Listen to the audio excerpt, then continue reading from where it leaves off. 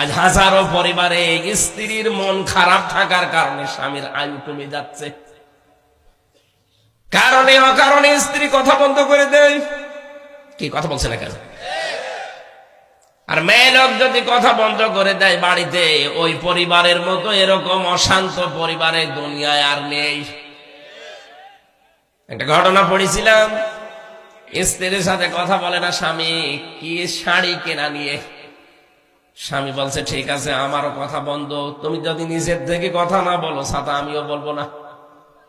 এই রাতের বেলা শীত চলছে, স্ত্রীর কাছেও থাকে না, বাইরে থাকে। খড়কোটায় আগুন লাগিয়ে লাগিয়ে খড়কোটার আগুনের তাপ নেয়। আল্লাহর ইশারা 3 দিনের মাথায় একদিন খড়কোটার আগুন বেয়ে বেয়ে ওর লুঙ্গিতে লেগে গেছে, ও তো টের পায়নি। স্ত্রী জানালার ফাঁকা দিয়ে তাকিয়ে দেখছে আগুন লেগে গেছে জায়গায়।